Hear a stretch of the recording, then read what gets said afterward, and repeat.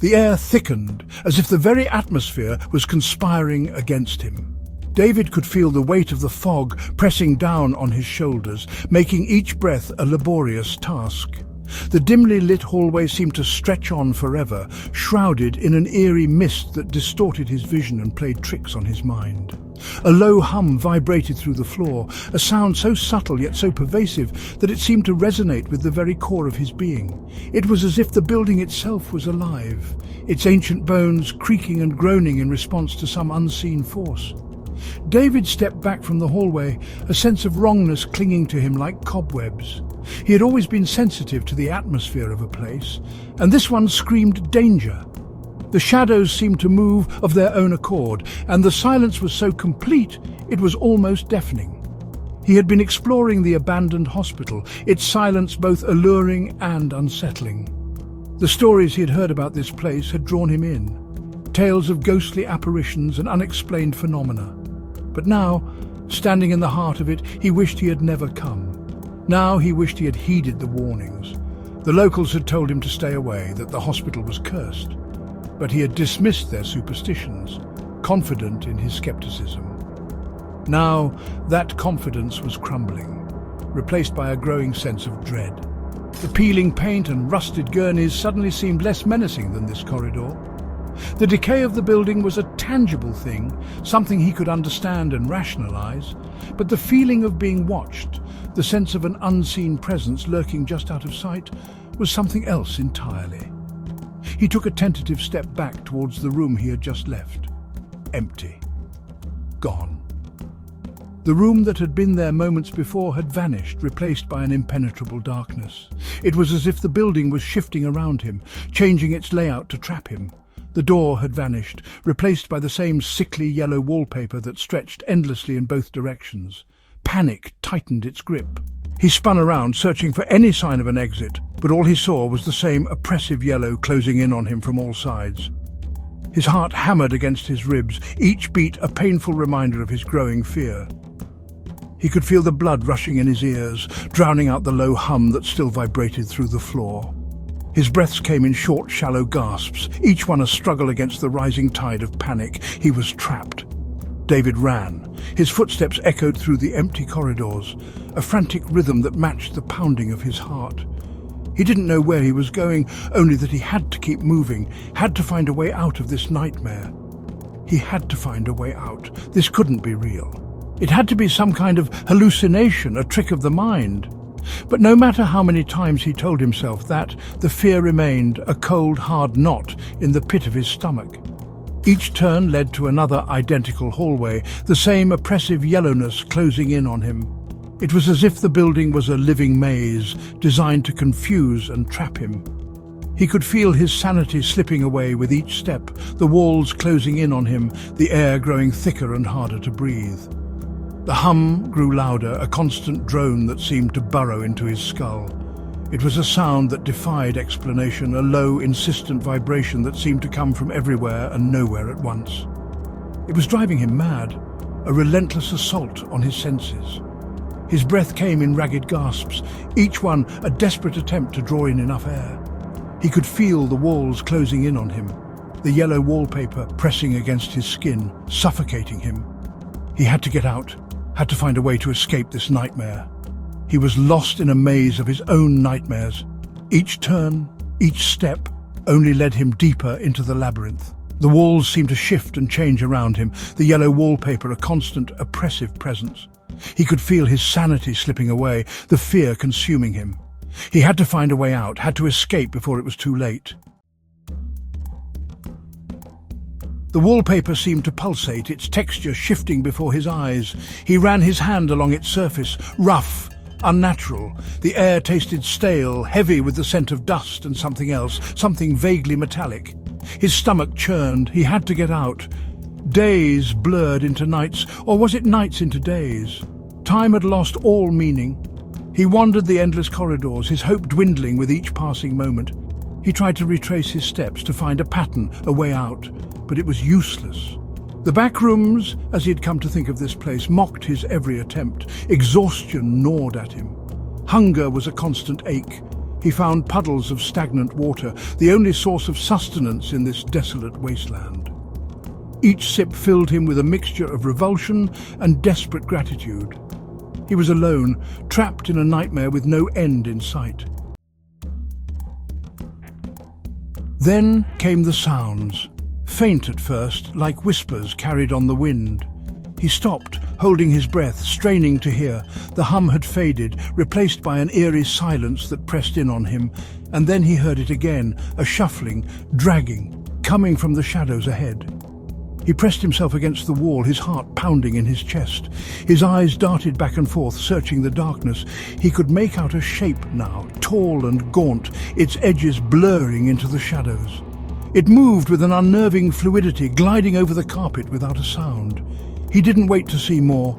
Turning, he ran blindly, his only thought to escape the horrors that lurked in this place. The shuffling followed, gaining on him. He could feel its presence, cold and menacing, closing in. He had stumbled into a nightmare, and now it was hunting him. Section 4. A glimmer in the distance. He ran until his lungs burned and his legs screamed for mercy. He didn't dare slow down, not with that thing on his heels. The hallways seemed to stretch on forever, an endless loop of despair. Just when he thought he could go no further, he saw it. A light, faint but unmistakable, a glimmer of hope in the suffocating darkness. He surged forward, his body fueled by adrenaline and desperation. As he drew closer, the light grew stronger, revealing a doorway bathed in an ethereal glow. He didn't hesitate. He plunged through the opening, the light engulfing him, blinding him. For a moment, he felt a sense of weightlessness, of being untethered from reality. Then, just as abruptly, he landed hard on solid ground. Section 5. The Shifting Labyrinth. He lay there for a moment, gasping for breath, his senses reeling. The air was thick with the scent of damp earth and something else, something metallic. His heart pounded in his chest, each beat echoing in his ears like a drum. He tried to steady his breathing, but the panic was overwhelming. He had no idea how he had ended up here, in this strange, foreboding place. When he finally opened his eyes, he found himself in a vast cavern, its size dwarfing anything he had ever seen before. The walls seemed to stretch endlessly, disappearing into the shadows.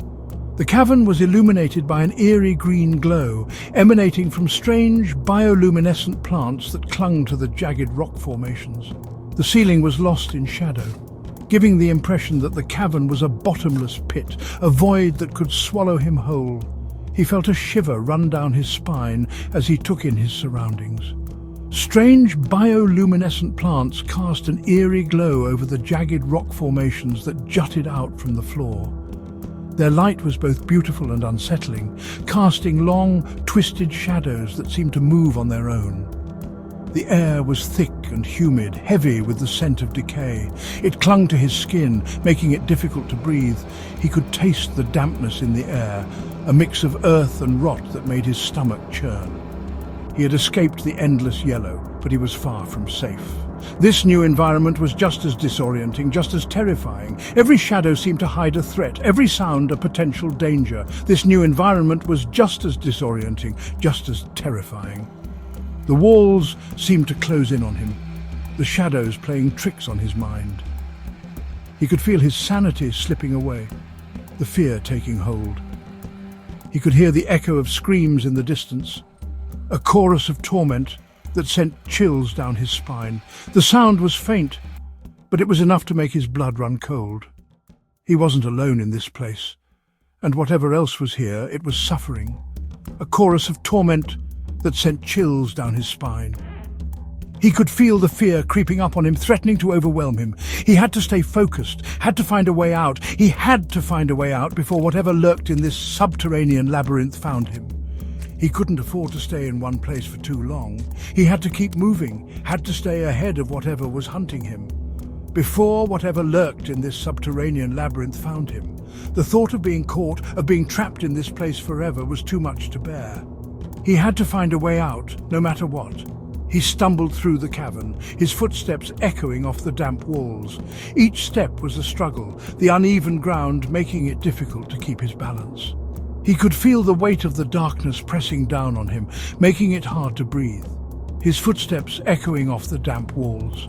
The sound was unnerving, a constant reminder of how alone he was. Every echo seemed to mock him, to remind him of the hopelessness of his situation. The path ahead was treacherous, a maze of tunnels and chasms. He had no idea where he was going, no sense of direction. Every turn seemed to lead to another dead end, another obstacle to overcome. A maze of tunnels and chasms. The walls seemed to close in on him, the darkness pressing down from all sides. He could feel his sanity slipping away, the fear taking hold. He could feel eyes on him, watching his every move. He was being hunted, but by what? He couldn't say. The feeling of being watched was overwhelming, a constant reminder of the danger he was in, but by what? He couldn't say. The fear was all-consuming, a constant presence in the back of his mind. He had to keep moving, had to find a way out before it was too late. Section 6. A symphony of screams. The screams grew louder as he descended deeper into the labyrinth. They seemed to be coming from a large chamber ahead, its entrance shrouded in a thick fog. He hesitated, his hand hovering over the rusty handle of a nearby pipe. He had no weapon, no way to defend himself, but he had to keep moving. He couldn't stay here. He took a deep breath and stepped into the chamber. The fog parted, revealing a scene of unimaginable horror. Hundreds, maybe thousands of shadowy figures writhed and screamed in agony, their forms contorted into grotesque shapes. They reached out towards him with clawed hands, their eyes burning with a cold, hungry light. He stumbled back, his mind recoiling from the sight. This was madness, this was hell. He turned to flee, but the entrance had vanished, replaced by a wall of solid rock. He was trapped, surrounded by nightmares made flesh. Section 7. The Scar of Infinity. In the depths of the unknown, where reality blurs with nightmare, there exists a place that defies all logic and reason, a place where time stands still, and the very fabric of existence seems to unravel. He closed his eyes, bracing himself for the end, but it never came. Instead, he was plunged into a silence so profound it was deafening, a void where even his own heartbeat seemed to vanish. The air was thick with an unspoken terror, a fear that gnawed at the edges of his sanity. Instead, he felt a hand on his shoulder, a voice whispering in his ear, "Wake up."